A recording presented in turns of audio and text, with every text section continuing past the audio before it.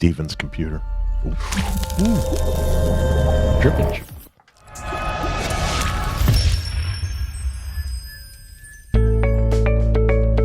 Welcome to another edition of the Common Sense Podcast. A common sense approach to real estate. I'm your host, Kurt Boomer Schenk, from The Right Creative, with our real estate expert and star of the show from Remax Realty Group, Carmen Lonardo. Yes, mass applause. Fitz, get that applause there. Beautiful. You had it ready. Kurt, how you doing? Good. How are you, Carmen? I'm doing fantastic. It's a nice sunny day out today. I know. Yeah. We all have shorts on. We do. Yeah. Of course, you can't tell because, we're from the chest up on the That's camera. true. So maybe I don't have shorts on. No, you do. Yeah. I checked. Wow. I don't know about that. Okay. Well, before we get started and introduce our guest, Clayton LaClair from LaClair Landscaping, contact information from you, Carmen, please. Yes, sure.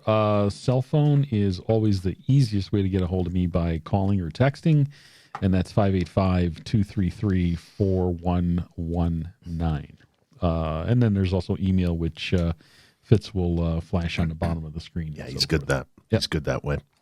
Social media, whatever, easy to get a hold of. And, whether you're buying a house, selling a house, know somebody, or just have some general questions about real estate, get in touch. Sounds good. Yep. Speaking of real estate, what's going on?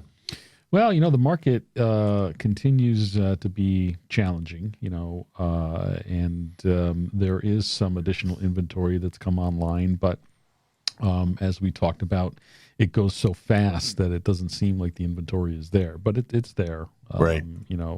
Certainly not where it needs to be, and not, at the levels to make a more balanced market. Demand is extraordinarily high. As it has been now for the last couple of years. Interest rates are still quite low. And there's an awful lot of frustration that as a professional in the industry, I sense from consumers, particularly from buyers. And I keep saying over and over and over again, be patient. Do the right things. Make sure your offer is prepared, well, and you will end up with a house. It's just going to take a little bit more time. Yeah, there's this thing called a newspaper.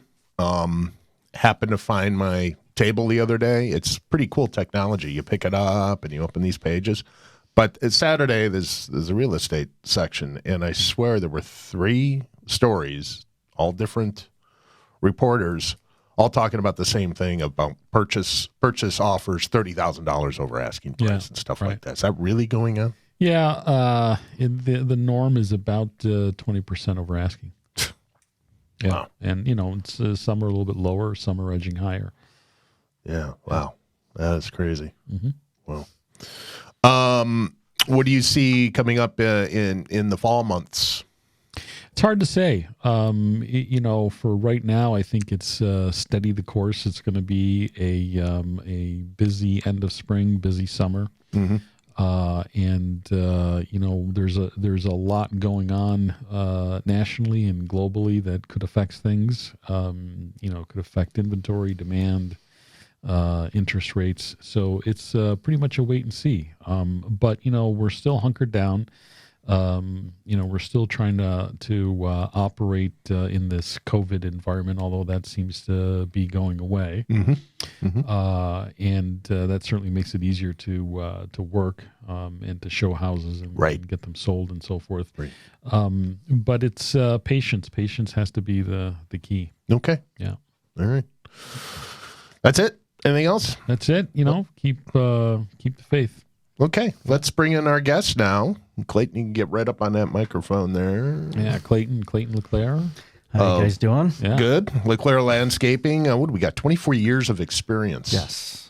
Wow. 24 years. It started off as one of those things where I just needed a job, and I wanted to be outside. Knew nothing about it. Turns out I love what I do, and I stuck with it. Great. Do you service just Monroe County? Yes, primarily. I've gone out as far as Syracuse. Okay. As long as the job is worth the drive, I'm definitely willing to take it. But primarily, I stick to Monroe County. Residential and commercial? Both, yes. Okay. So how did you two guys meet? How did this happen? Well, I knew his wife before they were married. I worked with his wife on a real estate deal, and then after that they met and were going to get married, and so we sold a couple of houses, bought a couple of houses, and I knew Clayton to be straight shooter, and he was in the landscaping business, which I have to tell you, is pretty detailed kind of operation. It's more than just getting the lawn mowed, right? Right. Planting a few flowers and so forth, and hopefully we'll get into some of that in a few minutes here. And so started working with Clayton on a couple of my own personal projects. And, from time to time, as you know, past clients, current clients, friends and family are always asking me for, hey, do you know a guy? And hey, do you know a guy? And Clayton's become my guy when it comes to landscaping and so forth. Another thing that we didn't point out, which I think is important, he's also a certified arborist. Oh, yes. Yeah. Oh, right. Yeah. Certified for 10 years now, the International Society of Arboriculture. So you can prune and cut down trees and diagnose hazardous trees, just all around tree health. Okay, cool. Yeah. Well, He cut down a tree over at my house last summer, I think it was. Last summer. And a big old pine tree. And I heard the chainsaw start, and, it was like minutes later, boom, the whole tree has been felled and all cut up. It was amazing. Does he wear a hockey mask when he's got that chainsaw out? I mean, is that part of your protective gear? Just safety glasses and a hard hat. There it is. Well, what's the importance? Why are we bringing Clayton in today? Is it just, you need curb appeal to sell your home, or is that part of it? There's a lot to it. Look, people are they are paying a premium for the real estate that they're buying today, and and they want it to be in top notch shape, and that's not only on the inside, but it's also on the outside. So curb appeal, but people are also buying the landscaping, and for me, my yard is my zen place. It's, when everything is lush and green and growing, that's where I like to be. And that's the same thing for a lot of people. So if I were in the market for a home, I'd certainly be looking for for stuff like that. Right. It's a great we don't often think of it this way, but your outside it's living space. Sure. And it's got to be just right. So it's important to have the lawn mowed and being on a watering schedule. Personally, I don't feed my lawn. People have different views about chemicals and so forth. Clayton's got all of that nailed down. Whatever somebody wants to do, he knows how to take care of. So, Clayton, tell me how. Somebody calls you. Well, I need just generally some landscaping done and some bushes and some yada yada yada. But how do you start the process of ascertaining what they really need? So, typically, when someone calls, I try to set up an appointment. All appointments and estimates are free. Okay. We go over their needs, and as we walk around, I tend to point out little bits and pieces that would improve or, just make the space more available to them. Right. So I take all their concerns into my plan and get an email address, and I go over everything at home to figure out time-wise what would work best. Most people tend to rely on me for all of their plant choices. They say, I don't really know what I'm looking for. You've been doing this for a long time. I trust your judgment. But it still comes down to me offering up a bunch of options and saying which one, fits you. Right. So Okay. And fits budget too. 'Cause budget, Sure. budget is a big one. So I would assume you're up front. How much are you going to spend? Yeah. What's your budget? It depending on the project, it could be quite significant. I mean, Sure. Just like the inside of your home, it's pretty costly with some of the bigger projects. Sure. I can imagine. Where do you get your plants from then? So we have at least half a dozen nurseries around the Monroe County area that I tend to work with. There's a few out of the way ones that people don't really know of that offer pretty good prices and a bigger selection, even though they're smaller and they're more willing to work with you. So even if it's not me going to look for plants, a lot of times I'll suggest, if you go here and you go take a look at stuff, you'll get a much better idea of what you're looking for. Okay. Do you have a team of people working for you in this? Typically during the summer months, I have anywhere from 3 to 4 people going every day. Okay. Wow. And it's that doesn't sound like a big operation, and it's not. And you know what? It's not necessarily a bad thing. I think that it's a good thing because one thing that's important is that Clayton's on every job. Okay. Correct. All right. Right. So the owner's on premises. Right. That's typically how people hire me. They hire me. Right. And a lot of times you'll get, I had, this person and this person for a while, but then they didn't show up and they just sent these people and I wasn't quite as happy with them. So I try to make myself appear on every job so that things are getting done my way instead of just allowing my crew to do it the way they want. Right. Clayton's way. Yeah, Yes. Clayton's way. It's important, Yeah, I agree. Yeah, it's important. I agree that the owner's just sending out 2 guys to cut your lawn and edge it and mulch it, and they don't do the job right, and they leave. They don't have as much in stock as I do. Right, sure. So when so this time of year, we're just starting. We're just working through a bit of a rainy season here now. And it's been tough. It's been tough. Yeah. So the grass has been growing. The weather has been relatively cool, which the grass loves. But what kinds of projects are people starting to line up for the summer? Anything interesting that you're going to be working on this year? So I have a few customers who have recently bought houses that are trying to plan long term. This year, it's primarily, I just want to neaten it up. I don't want to get into any of the bigger projects, but here's my ideas for an outdoor pergola, big fire pit areas, lighting. And those are the jobs I really love doing because it gets a lot more creative. Sure. But right now, it's all focused on maintenance. Right? We're just getting done with all the cleanups, and going into weeding and getting beds ready to mulch. And we have a few hundred yards of mulch to get down. Wow. Yeah, it's work I just don't like anymore. Yeah. That's why I hire guys like you. Seriously. I mean, I'll be 58 in a few months, and it's just like, I don't want to work in my yard. I want to just sit in my yard, smoke a cigar, and drink a bourbon, Right. And a lot of Enjoy it, people, they want to be able to enjoy it and not have to spend the amount of time it takes to really make it presentable. Yeah, it's a lot of work. And it is a lot of work. Yeah, to really get it to that level. What are some of the landscaping mistakes you see that you show up and you go, oh boy.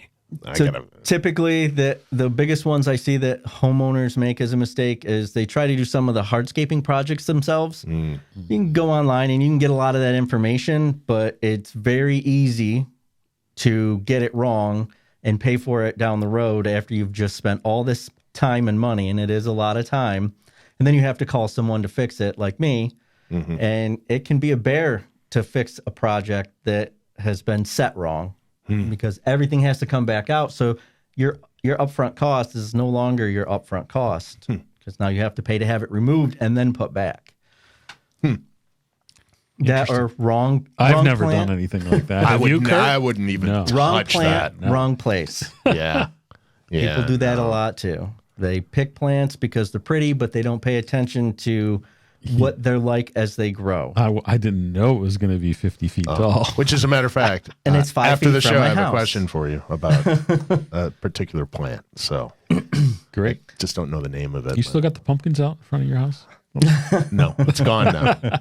It's gone. All right. Yeah, it's organically has disappeared. Disappeared. Yeah. So, people are doing their startup now, their maintenance, just getting everything in shape for the warmer months, and I would assume that you'll probably work on a bunch of projects, do a bunch of maintenance stuff throughout the year. But when around Labor Day, post Labor Day, things you start, getting things cleaned up for the year. Yeah, typically the end of my season turns out to be people who are trying to get their hardscaping projects in so that they can enjoy it next year. Right, in the spring, So sure. that's a big one. And then it comes into removing trees and shrubs, and it's for the same reason. It's the end of the season. They want to be able to go into the next season and not have this big job waiting for them. Right.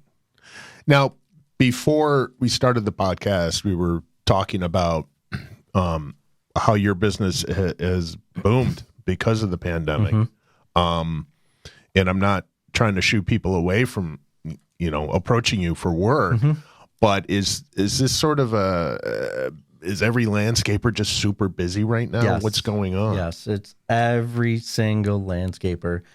A lot of people are calling, and the guys just don't have the time. Right. And I know myself, I've been having to tell some people that it's going to be into the fall before I can even. I'll come out and give you an estimate if you want, just so you have an idea of the cost. Right. But it could take until early fall before I can get there. Okay, so people, you can get what you want done, but it's fall, maybe even the following spring. You Right. just go, can I book you now for April? You know? Yep. Okay. Yeah, I think we're seeing that in many different industries. Home improvement kind of industries. Contractors, roofers. Brutal right now. Yeah, they can't. Oh, that's a good. Mulches and stuff like that. Has there been a supply problem with that because of COVID? Okay. No, surprisingly, everything has remained available. I think the biggest thing that's happened is some of the costs have gone up for hardscaping materials primarily. Okay. So, but all the rest of the plants and mulch and that stuff has, it goes up every year. Well, yeah, but it's a small percentage. Because that wasn't, with the truckers shortage, a lot of stuff has gone up, even if it's not lumber and things like that, just because they can't get it to locations. Right. So it's amazing how there's a spillover effect of, things One that industry. happen. It just has a ripple effect throughout the entire economy. Right. Tips on basic lawn care. What are people doing right and wrong with their lawnmowers? So, not to knock any of the guys out there that mow, but I know a lot of the customers I get for the mowing, their biggest concern and the reason they got rid of the last guy was they're going too fast. They get to the end and then they hurry up and they turn around and you have a 700-pound mower that's going to just leave a big dirt spot. And again, that's not the guy who owns the company. Right. It's another guy that's there that thinks if I can get this done faster, I can go home. Right. Get on my zero turn and blow through this That's thing. right. That's right. Yep. Yeah. Okay. Well, that's good to know. What about, in my yard, like I mentioned a couple minutes ago, I don't use any pesticides or anything like that. And, I've got some weeds, but as long as they're green, they look nice. Right. Green and mowed. But what are some good weed management techniques that don't involve pesticides? I mean, I water a lot, so the grass is green. I mow frequently. As long as you keep a healthy grass root base and you keep the grass thick, it does tend to keep out the weeds. But once you get a patch started, if you don't want to use a pesticide or an herbicide on your lawn, then it's going to be hand removal. Right. I mean, sure, it takes time, but if you don't want to go the chemical route, that is the way to go. Yeah. Yeah, I've used a local chemical company for some years now, and I took last year off because of the pandemic. I'm canceling that because of cost. I wasn't sure what was going to happen. Right. Yeah. Boy, my lawn really showed it. It does. I had more weeds than I've ever had, and I also have some like growth areas that just I don't know if it was grubs killed it. Don't know. That just patches of dead grass. Wow. So now I got to fix it. That and your dying appliances, there might be something going on over. It's on a burial. It's some sort of burial ground for sure. I mentioned that to my lovely wife Annette. I think Carmen sold us a house on a burial ground. That's why it was so cheap. And the building lot next door. That's still scurry. So let's talk about, again, you have organic alternatives too, correct? Yes, there are organic options. They tend not to work quite as well, obviously, but they do help. Okay. I know people are very, very against Roundup. Right. And you'll see a lot of things out there that say, white vinegar. Yeah. Like a 30%. But that's not just on the weeds. That'll kill everything. And it doesn't attack the root. It only kills the leaves on top. So I looked into it going into last season because everyone was home and business started picking up. Right.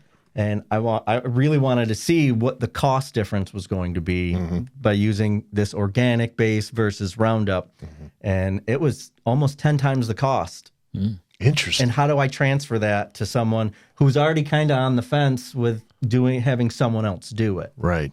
That makes it pretty difficult. Tough to do business. It is. And if you go with the vinegar route and I go in your lawn and your beds and I'm spraying stuff and it comes back 2 weeks later, you're going to question, did I actually do it? Of course I did. It's just not a long-lasting thing. When is mulch too much mulch? So typically a mulch bed, if it's brand new, you get about 3 inches. So it provides that insulation. Okay. There are a lot of people who like to do mulch every year. Right. And that is another thing that, depending on who you hire, they will definitely overdo it. I see it all the time when I walk someone's property and their plants are doing poorly. First thing I go for is to reach down to the base of the plant and scrape to see just how far it was buried. Right. Because it'll instantly stress the plant out. So if you're going to do it every year, it's just paper thin. You just want enough to accent. Right? Yeah, to accent it. Okay. That's good to know too. And it's, it keeps the cost down too. Because, you're not buying yards and yards of mulch every year. Right? Correct. Country Max. And 3 bags for $9. It really does start to build up. I'll take 26 of those. It really does start to build up. And don't pile it against your siding. It'll start to rot that away. Okay. So if I mulched adequately the year before, do I bother remulching or? You don't have to. That's totally aesthetic. It's every 2 to 3 years. Right. Because that's about how long it takes for it to break down. Some people will say, well, you put mulch on last year and it already looks like big chips. Well, that's because you wanted triple ground mulch. It's got a lot of organic stuff in there and it breaks down much faster. That's why it's so good. It helps feed the plants. Gotcha. To roll or not to roll their lawn? I've been hearing a lot of nays on rolling. And I say it depends on the soil. If you know that it's all clay and it holds water on the surface, it's probably not the best idea to compact it more. Aeration's maybe your better bet. Okay. Or going over it lightly after the aeration has done its thing just to get out some of the lumps. Yeah. I personally, I know my lawn needs it, but where I live is mostly sand, so I don't really have to worry about compaction. Yeah, ER is sandy. That's why I was like, why does everybody have a sprinkler system on this street? It dries out. It just dries out. Fast. Our first year, it was straw. And I'm like, oh, that's why. Yep. So, okay. It pays to know what the ground's like where you live. Yeah. Yeah. You got anything there? I don't. I just, we can talk about landscaping like for hours. Oh, and yeah. hours. kind We of haven't even stuff. gotten I've learned a lot into- today, actually. Yeah. I hope the viewers and listeners do too. Yeah. It's really valuable information. And Clayton's available for questions, right? You can call him Absolutely. and pick his, Yep, pick his there's the brain about contact info something. right there, Yep. right underneath. Okay. Well, that's pretty. I think we were really cooking there. So I think it's. Yeah, but before we go into the next segment, You've though- got props. Well, yeah, but I've got to tell you, we probably ought to say something about our next show is going to be a wrap up of Yep. the next 2 years. We have changes coming. And wrap up, I don't mean like we're not doing this again, but we've got a quite different show planned for season 3. So maybe we'll tell people a little bit more about it. Yeah. Next time. Next Yeah. podcast when we kind of go through all the guests we've had on Carmen Sense. It's been quite a menagerie. We'll do a blooper show. Okay. Now it's time for Carmen Now it's- Cooks. Yeah, Carmen Cooks.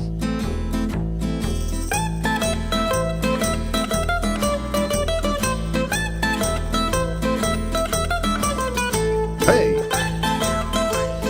Yes, Carmen. What's cooking? Well, what's cooking? Don't have anything cooking today, but I have a couple of props with me that I want to talk about that are cooking related props.